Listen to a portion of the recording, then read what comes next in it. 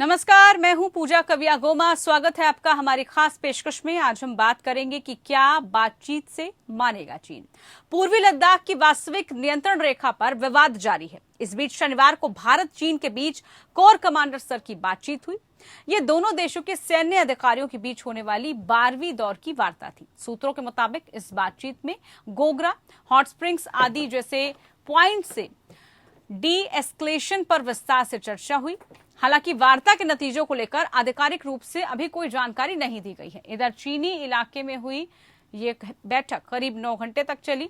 आपको बता दें कि पिछले साल जून महीने में गलवान घाटी में हिंसक झड़प हो गई थी, जिसमें भारत के 20 जवान शहीद हो गए थे। वहीं चीन के भी कई सैनिक मारे गए थे। वैसे दोनों देशों के बीच कई महीनों से चल रही वार्ता का नतीजा था कि पैंगोंग झील के दोनों किनारों समेत कई जगहों पर डिसएंगेजमेंट हुआ था। हालांकि चीनी सेना ने अब भी गोगरा, हॉट स्प्रिंग जैसे इलाकों में विवाद खड़ा कर रखा है, जिससे तनाव कायम है। चीन एक तरफ भारत से शांति के लिए बातचीत कर रहा है, तो दूसरी तरफ वो अपनी चालबाजी भी चल रहा है, पीछे हटने को तैयार नहीं है। पूर्वी लद्दाख में दबदबा कम होने की वजह से चीन इन दिनों अपनी सैन्य तैनाती को मजबूत करने में लगा हुआ है। इसके चलते चीन ने हर तिब्बती परिवार के लिए पीएलए में एक सदस्य भेजना अनिवार्य कर दिया है। 14 जुलाई को विदेश मंत्री डॉक्टर एस जयशंकर ने अपने चीनी समकक्ष वांग सी के साथ द्विपक्षीय बैठक में दो टूक कहा था और इसी स्थिति में एक तरफा परिवर्तन किसी भी स्थिति में मंजूर नहीं किया जाएगा। चीन अफगानिस्तान में भी भारत के खिलाफ साजिश रच रहा है। अफगानिस्तान में तालिबान और चीन, पाकिस्तान ने तिगड़ी बना ली है। तालिबान नेता मुल्ला बरादर के नेतृत्व में तालिबान के एक प्रतिनिधि मंडल ने 28 जुलाई को चीन के विदेश मंत्री वांग यी समेत अन्य अधिकारियों से मुलाकात भी की थी। पाकिस्तान ने इस मुलाकात का स्वागत भी किया था। भारत सरकार अफगान सरकार को अफगान जनता की प्रतिनिधि मानती रही है। ऐसे में अगर तालिबान का नियंत्रण होता है तो भारत की दिक्कतें अफगानिस्तान में बढ़ने वाली हैं, क्योंकि भारत अफगानिस्तान में कई प्रोजेक्ट्स पर काम भी कर रहा है। अब चीन और पाकिस्तान के एक साथ आने से भारत की दिक्कतें और बढ़ सकती हैं। चीन अरुणाचल प्रदेश के पास भी खुद को मजबूत करने में जुटा है। चीन ने तिब्बत के दक्षिण पूर्वी हिस्से में सुदूर इलाकों में हाईवे का निर्माण पूरा कर लिया है। ये इलाके अरुणाचल प्रदेश की सीमा के पास हैं। ये भारत की सुरक्षा के लिए चुनौती बन सकता है। वैसे चीन की चुनौती से निपटने के लिए भारत भी पुख्ता तैयारियों में जुटा हुआ है और जून में ही भारत ने 50,000 सैनिकों को सीमा पर भेजा था। मीडिया रिपोर्ट के मुताबिक पिछले कुछ महीनों में भारत ने चीन से लगती अपनी सीमा के साथ 3 अलग अलग क्षेत्रों में सैनिकों और लड़ाकू जेट्स स्क्वाड्रनों को तैनात भी कर रखा है। कुल मिलाकर भारत को अब लगभग 2 लाख जवान बॉर्डर पर जमे हुए हैं। चीन भी तिब्बत में विवादित सीमा पर नए रनवे, बम प्रूफ बंकर हाउस और फाइटर जेट और साथ ही नए एयरफील्ड जोड़ रहा है। बीजिंग ने पिछले कुछ महीनों में लंबी दूरी की तोपें, टैंक, रॉकेट और 2 इंजन वाले लड़ाकू विमान भी तैयार किए थे। ऐसे में सवाल यह है कि क्या चीन बातचीत से मानेगा। चीन लगातार भारत के खिलाफ साजिश रच रहा है और अब उसने पाकिस्तान में भी मोर्चा संभाला है, जो भारत के लिए चुनौती है। क्या चीन वार्ता की आड़ में खुद को मजबूत कर रहा है? आखिर चीन से बड़े स्तर पर खतरा कैसे कम होगा? इसी विषय को लेकर आज हम चर्चा करने वाले हैं।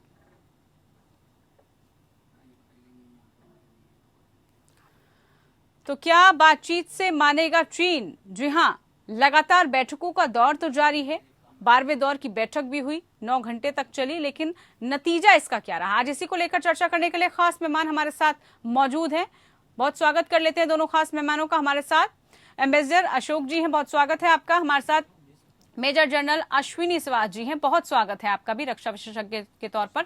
आप दोनों मेहमानों से आज हम इसी को लेकर डिस्कस करेंगे कि चीन की नई रणनीति क्या है और चीन आखिरकार चाहता क्या है, मंशा क्या है। सबसे पहला सवाल मेजर जनरल जी आपसे है।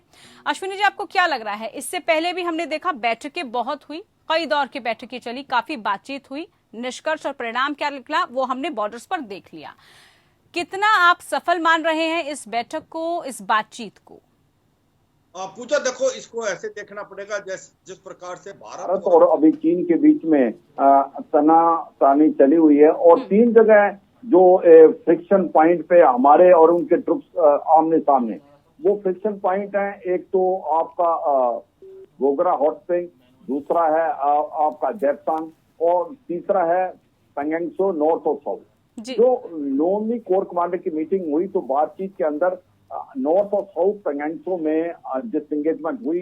चीन जो है फिंगर 4 से फिंगर 8 और भारत ने कैलाश रेंज को वकेट किया। और ऐसे में चीन ने जो फेज 2 में विड्रॉ करना था गोगरा हॉट स्प्रिंग से और फेज 3 में विड्रॉ करना था आपका डेप्सांग से। और कहीं ना कहीं चीन ने बिल्कुल ये प्रॉमिस किया था कि अगर फेज 1 में कार्रवाई होती है तो फेज 2 और फेज 3 में चीन मानेगा।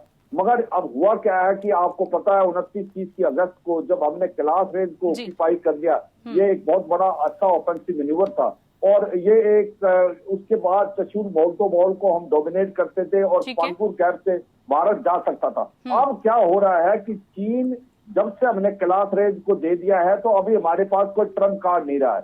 तो अब चीन धीरे धीरे ढीली डाली कर रहा है और वो डेप्सांग से मुझे नहीं लगता आने वाले समय में विड्रॉ करेगा। हो सकता है गोगरा और हॉट स्प्रिंग में वो किसी हद तक माने, कोई कॉम्प्रोमाइज करे और ये 12 कोर मीटिंग में ऐसा ही सोच विचार किया था। हो सकता है कि चीन को बफर जोन की बात करेगा, अभी तक ये बात आई नहीं है, पर मुझे लगता है कि गोगरा और हॉट स्प्रिंग में कोई ना कोई बातचीत निकली है, कोई नतीजा निकला है। पर चीन डेप्सांग से वापस नहीं जाने वाला क्योंकि चीन डेप्सांग में उसको एक स्ट्रेटेजिक एडवांटेज है। पूजा बिल्कुल, बहुत महत्वपूर्ण बात आपने रखी। अशोक जी के पास हम चलते हैं। अशोक जी, कैसे देखिए इस पूरी बातचीत को? 9 घंटे लंबा काफी वक्त भी चला। बातचीत में क्या सकारात्मक हम देखें, कुछ ना कुछ पहलू निकलकर सामने आएंगे बातचीत से? क्या जो तल्खी दोनों देशों के बीच में देखने को मिल रही थी, उस तल्खी में क्या कुछ नमी आएगी, कमी आएगी, या फिर ये भी एक स्ट्रैटेजी के तौर पर हम देखें, ये भी क्या चीन की एक रणनीति हो सकती है, एक स्ट्रैटेजी हो सकती है कि एक तरफ बातचीत करो और दूसरी तरफ घुसपैठ करो? जी, आपने बहुत अच्छा प्रश्न पूछा है ये पूजा। और देखिए 2-3 चीजें इसमें ध्यान रखनी पड़ेंगी। एक तो जो बातचीत हुई है 31 जुलाई को 2 दिन पहले, अभी जैसे आपने स्वयं बताया अपने इंट्रोडक्टरी कमेंट्स में, अभी तक ऑफिशियल कोई उसके ऊपर कमेंट नहीं आया है, क्योंकि जो भी हमारे भी गए थे मिलिट्री कमांडर्स और उनके साथ आजकल विदेश मंत्रालय के एक जॉइंट सेक्रेटरी भी जाते हैं, तो वो जाकर फिर वापस आते हैं, अपनी रिपोर्ट बनाते हैं, डीब्रीफ करते हैं सेंटर में, दिल्ली में आकर, और फिर मीडिया को या बाहर कुछ रिपोर्ट भेजी जाती है। तो उसमें 1-2 दिन लगता है, अभी तक वो नहीं आया है। दूसरी बात मैं ये कहूंगा, तो हमको उसका इंतजार करना पड़ेगा, उसकी प्रतीक्षा करनी पड़ेगी जो क्या एग्जैक्टली वहां पर बातचीत हुई। दूसरी बात मैं ये कहूंगा, जो बातचीत हो रही है ये अपने में ही एक अच्छी बात है। आपने बताया शायद अपने इंट्रोडक्टरी कमेंट में, जो पिछली बातचीत जो हुई थी 11th राउंड ऑफ टॉक्स, वो था 9-10 अप्रैल को, मतलब 3.5 महीने से ऊपर हो गए हैं जबकि कोई बातचीत नहीं हुई है। तो बातचीत तो करती रहनी चाहिए हमको भी और उनको भी, क्योंकि हम पड़ोसी देश हैं। 3500 किलोमीटर का हमारा वो है बॉर्डर है, सीमा है उनके साथ, तो इसीलिए बातचीत तो चलती। परंतु मुझे नहीं लगता है जो ये बातचीत, जब फरवरी में हमने डिसंगेजमेंट किया पेंगोंग लेक के नॉर्थ बैंक पर और साउथ बैंक पर, तो वो इसलिए किया गया क्योंकि वो फिंगर 4 से लेकर फिंगर 8 तक पीछे पहुंच गए। हमारे पास जो कैलाश हाइट्स थी, चाहे वो जिसको हमने 28-29 अक्टूबर पिछले साल को हमने लिया था, एक सरप्राइज मूव में चाइना को भी इससे बहुत धक्का लगा था, जो कैसे भारत के जवानों ने आकर एकदम उसके ऊपर कैप्चर कर लिया है, हेलमेट टॉप है, ब्लैक टॉप है, वगैरह वगैरह। तो वो हमारे पास एक एडवांटेजेस पॉइंट था, तो इसीलिए दोनों की तरफ से हमारा वो डिसएंगेजमेंट हो गया। परंतु इसमें मुझे नहीं लगता है जो केवल बातचीत से होगा, बातचीत से दबाव बढ़ाकर रखना चाहिए। परंतु हमारे पास और भी विकल्प हैं, हमारे पास आर्थिक विकल्प है, हमारे पास अंतर्राष्ट्रीय विकल्प है, जिसका हम प्रयोग कर रहे हैं, अच्छी तरह प्रयोग कर रहे हैं। और जब चीन को मालूम चलेगा जो बिजनेस एज यूजुअल नहीं चल सकता है, जो वहां पर वो चाहता है जो हमारे आर्थिक संबंध है बिल्कुल अच्छी तरीके से हो जाए, परंतु वहां पर जो सीमा पर ये तनातनी है वो वैसे ही बरकरार रहे, तो हमने उनको बता दिया है जो ये ऐसे नहीं चल पाएगा। तो इन हालात में हमें दबाव और क्षेत्रों में चीन के ऊपर बनाए रखना पड़ेगा। ठीक है, बहुत बहुत अहम बात आपने कही कि दबाव बना के रखना है और सिर्फ बातचीत के जरिए नहीं, बल्कि जो हमारा आर्थिक कामकाज है वो कैसे चल रहा है वो भी हमें समझना होगा। अश्विनी जी, यहाँ पर जरा मैं अफगानिस्तान का कनेक्शन आपसे समझना चाहूंगी। अफगानिस्तान ने भी मोर्चा संभाला है, भारत के लिए वो भी चुनौती बन रहा है। क्या आपको लग रहा है अफगानिस्तान के साथ जिस तरीके के संबंध भारत के थे, चीन जिस तरीके से उसमें बार बार अपनी इन्वॉल्वमेंट कर रहा है, इसका असर पड़ेगा और कैसे इसको समझा जाए, इस पूरे कनेक्शन को? एक तरफ चीन से बातचीत, एक तरफ अफगानिस्तान से तनातनी, ये इस माहौल को कैसे हम समझें? बिल्कुल पूजा, देखो इसमें कोई दो राय नहीं कि जो चीन है एक ये अपॉर्चुनिटी देख रहा है अफगानिस्तान में। उसको लग रहा है कि अगर चीन अफगानिस्तान में आता है तो वो जो चाइना पाकिस्तान इकोनॉमिक कॉरिडोर है जो वो कि पाकिस्तान में जाता है शिनजांग से ग्वादर, वो सोचता है कि उसको अफगानिस्तान और फिर ईरान तक ले जाएंगे, फिर मेडिटेरियन की, और कहीं ना कहीं उसको कनेक्ट कर देंगे वो सेंट्रल एशियन स्टेट। तो ये एक बड़ी अपॉर्चुनिटी लगी। सेकेंड, उसको लग रहा है कि जो अफगानिस्तान के अंदर बहुत ज्यादा रिसोर्सेज हैं जो अनएक्सप्लॉइटेड हैं, उनका वो एक्सप्लॉइट कर सकता है। जिंक है, कॉपर है, सिल्वर है, गोल्ड है, गैस है, ऑयल है। तो ये भी उसको एक अपॉर्चुनिटी लगी है। ओवरऑल उसको लगता है चीन को उसके पास डीप पॉकेट्स हैं, वो डिप्लॉय जो डेवलपमेंट के अंदर भाग ले सकता है, जैसे अमेरिकन निकलते हैं तो एक बड़ा इंपॉर्टेंट प्लेयर बन के आ सकता है चीन। मगर उसको सबसे ज्यादा बड़ा एक डर है, वो है कि जो शिनजांग प्रोविंस के अंदर मुस्लिम पॉपुलेशन है, वीगर मुस्लिम, उनको उन्होंने एक प्रकार से कंसंट्रेशन कैंप में डाला हुआ है और वहां से कहीं ना कहीं मिलिटेंसी स्टार्ट हो सकती है, specially east Turkistan Islamic movement Afghanistan से हो सकती है, ये डर है। मगर तालिबान ने विश्वास दिलाया है चीन को कि ऐसी कोई मूवमेंट हम नहीं होने देंगे अपने अफगानिस्तान से। तो मुझे लगता है कि ऐसे में चीन एक अपॉर्चुनिटी देख रहा है अफगानिस्तान में। भारत जो देख रहा है वो ये महसूस कर रहा है कि अगर तालिबान आ जाता है तो भारत का काफी नुकसान होगा अगर हमारे कोई उसके साथ संबंध नहीं है, क्योंकि हमने $3 बिलियन पैसा खर्च किया हुआ है। उसके अंदर हमने जो डेवलपमेंट की है वो काबिल तारीफ है। जिस प्रकार से हमने पार्लियामेंट हाउस बनाया, स्टेडियम बनाया, हमने सलमा जो इंडो अफगान फ्रेंडशिप डैम बनाया, रोड बनाई है, उसके बाद हॉस्पिटल बनाए, स्कूल बनाए।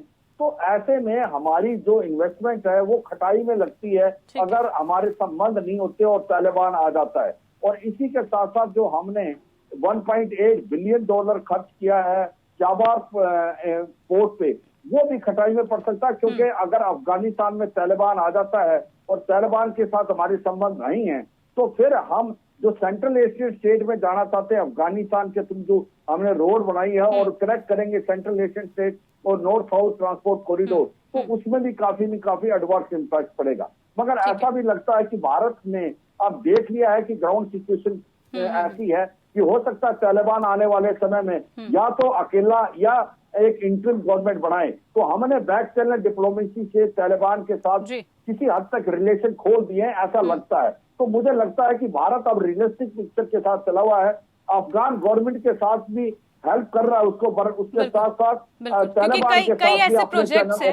कई ऐसे प्रोजेक्ट्स हैं भारत अफगानिस्तान के जो कि जिन पर काम चल रहा है और आगे भी काम चलता रहेगा। आप दोनों मेहमान हमारे साथ जुड़े रहिए, बहुत इंटरेस्टिंग ये चर्चा हो रही है। अब हम जरा समझने की कोशिश करेंगे कि पाकिस्तान के साथ आने से भारत की दिक्कतें कैसे बढ़ रही हैं और क्यों बढ़ रही हैं। खास मेहमान हमारे साथ लगातार जुड़े हुए हैं, उनसे हम चर्चा कर रहे हैं। अशोक जी, यहाँ पर मैं आपके पास आना चाहूंगी।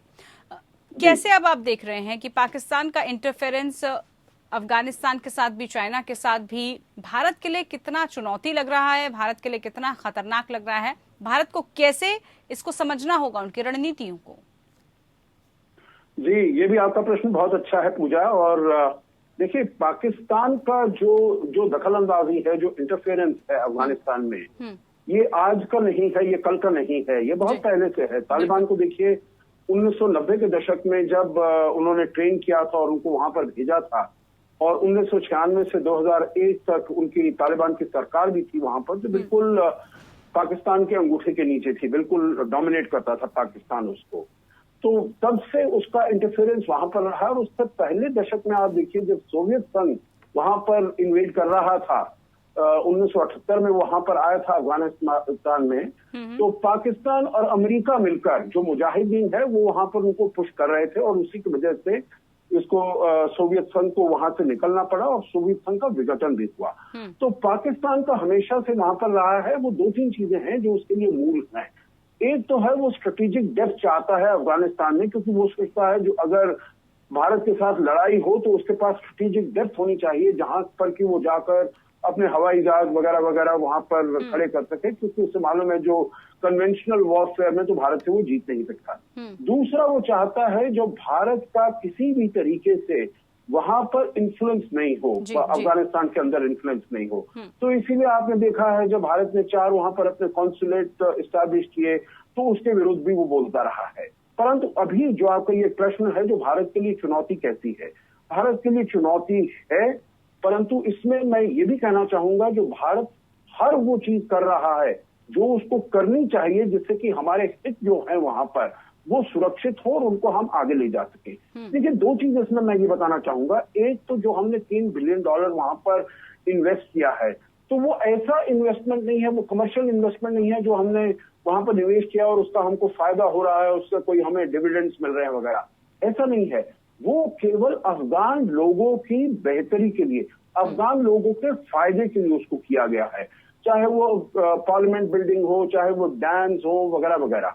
तो इसीलिए, और अगर तालिबान की सरकार आती है या कोई ऐसी सरकार आती है जिसमें तालिबान का काफी प्रभुत्व है या काफी उसमें रिप्रेजेंटेशन है, तो वो भी ये नहीं चाहेंगे जो अफगान लोग जो है वहां पर उनके लिए ये चीजें काम नहीं करें, जो पार्लियामेंट बिल्डिंग है या डैम है या ये टेलीकम्युनिकेशन लाइन है या हाईवेज हैं, रोडवेज हैं वगैरह वगैरह। दूसरी बात मैं ये कहूंगा जो भी अंतर्राष्ट्रीय वहां पर स्टेक होल्डर्स हैं या प्लेयर्स हैं, जैसे ईरान हुआ, अमेरिका हुआ, आपको मालूम है अमेरिका के अभी विदेश मंत्री यहाँ पर थे भारत में, हमारे विदेश मंत्री ईरान में अभी होकर आए हैं, हमारे विदेश मंत्री कतर में होकर आए हैं, जिससे कि वो वहां की जो तालिबान है उनके भी किसी एलिमेंट्स के साथ हम बातचीत कर सकें। रूस के विदेश मंत्री भारत में अभी अप्रैल में आए थे, हमारे विदेश मंत्री वहां पर गए हैं। तो उसका मैं ये कहना चाहता हूं जो भी बाहर के इंटरेस्टेड प्लेयर्स हैं, मध्य एशिया के देश हैं, उज्बेकिस्तान है, तजिकिस्तान है, सब जगह भारत के विदेश मंत्री अभी अभी होकर आए हैं। ठीक है। तो और कोई भी नहीं चाहता, आखिरी बात मैं ये कहूंगा, कोई भी नहीं चाहता जो वहां पर इंस्टेबिलिटी हो, वहां पर इनसिक्योरिटी हो। तो भारत उन सबके साथ काम कर रहा है और फिर भारत काबुल गवर्नमेंट और जो भी और डोमेस्टिक स्टेक होल्डर्स हैं उनके साथ भी बातचीत कर रहा है, जिससे कि यहाँ पर एक ऐसी नेगोशिएटेड गवर्नमेंट आए जो कि स्टेबिलिटी प्रोवाइड कर सके, ठीक है, शांति प्रोवाइड कर बिल्कुल बिल्कुल। बहुत बहुत अहम जानकारी आपने दी हमको। जनरल साहब, आपके पास मैं यहाँ पर आना चाहूंगी, क्या चीन की जो चुनौतियां हैं उनसे निपटने के लिए भारत की जो तैयारियां हैं वो काफी हैं? क्योंकि हम पिछले सब चीजों को भुलाकर अगर नए भारत को देखते हैं, हम देख रहे हैं कि सैन्य शक्ति की भी बात करें तो वो भी हमने अपने बॉर्डर्स पर और ज्यादा तैनात की है। कैसे अब इन चैलेंजेस को फेस करने के लिए भारत तैयार है? क्योंकि चीन को अब ये गलती नहीं करनी चाहिए, वो पुराना भारत नहीं रहा है। ये समझने की और ये समझाने की कितनी जरूरत हो इस वक्त चाइना को? हाँ बिल्कुल पूजा, देखो हमने हरदम ये सोचता था कि चीन के साथ हमारी फुल फ्लैग लड़ाई नहीं हो सकती, और ऐसा सोच विचार हरदम रहा था कि क्योंकि हम भारत एक बहुत बड़ी मार्केट देता चीन को, और हमारा और चीन का कम से कम $90 बिलियन का ट्रेड है। मगर जब से दोकलम हुआ और तब जब ईस्टर्न लद्दाख में चीन ने एक प्रकार से अंदर आया है तीनों फ्रिक्शन पॉइंट में, चाहे वो आपका नॉर्थ ऑफ पेंगंगसो है या गोगरा हॉट स्प्रिंग या डेप्सांग, एक बात क्लियर होगी कि चीन के ऊपर भरोसा नहीं कर सकते और आपको हरदम उससे तैयार रहना पड़ेगा। इसलिए भारत अपने बहुत ज्यादा जोरों से अपना इंफ्रास्ट्रक्चर डेवलप कर रहा है, लद्दाख से लेके अरुणाचल प्रदेश तक, और हमने अपनी डिफेंसेस पे बहुत ज्यादा ध्यान दिया है और मॉडर्नाइज किया अपनी आर्मी, एयरफोर्स और नेवी। जिस प्रकार से हमने देख विचार किया है कि चीन ने जो अभी भी अपने जो डिसएंगेजमेंट की है स्पेशली नॉर्थ ऑफ पेंगंगसो में, उसके 50-60 किलोमीटर अपना सारा का सारा डिप्लॉयमेंट किया है। इसका मतलब डी-इंडक्शन नहीं की है चीन ने। इसीलिए भारत भी एक प्रकार से तैयार है। जो 50 से 60 हजार ट्रुप्स एक्स्ट्रा आए थे, टैंक्स आए थे, गन्स आई थी, मिसाइल आई थी, वो भी वहीं पर है। भारत पूरी तरीके से तैयार है और भारत की जो सबसे एज है वो है भारत की वायु शक्ति। जब से हमारे पास रफाल आई है, वायु शक्ति में बढ़ाव हुआ है, उसके अंदर Sukhoi 30 MKI, Mirage 2000, MiG-29, Jaguar, Apache attack helicopter. और इससे चीन को थोड़ा सा प्रेशर है, मगर चीन इसको नलिफाई करने के लिए अपनी जो एयरफील्ड को लंबा कर रहा है और ज्यादा एयरफील्ड बढ़ा रहा है। और इसके साथ साथ चीन एक और करने की कोशिश कर रहा है कि उसने अपनी जो PLA में जो टिबेटन को लेने की कोशिश करा, उसको महसूस हुआ कि टिबेटन ने स्पेशली भारत की तरफ से जो कैलाश रेंज दी तो उन्होंने बड़ा अच्छा काम किया। और चीन के जो नॉर्मल जवान हैं वो हाई एल्टीट्यूड और ऐसी ठंड में नहीं रह सकते। जी।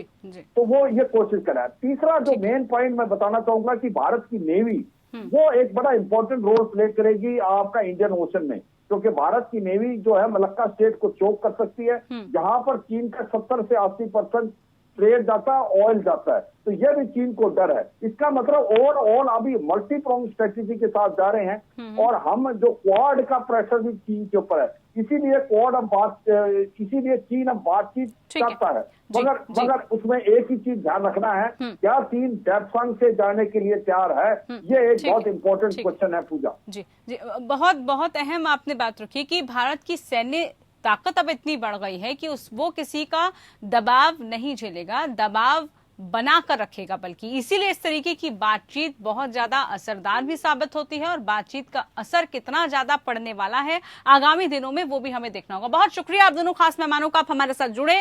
चर्चा हम लोगों ने की विस्तार के साथ और साथ ही साथ समझने की कोशिश की कि बातचीत तो चल ही रही है, लेकिन बातचीत का असर जमीनी स्तर पर कितने पड़ने वाला है, क्या बातचीत के बाद जो दोनों देशों के बीच में संबंध है उसमें और मजबूती आती है या फिर कड़वाहट आती है। फिलहाल के लिए खास पेशकश में इतना ही। नमस्कार।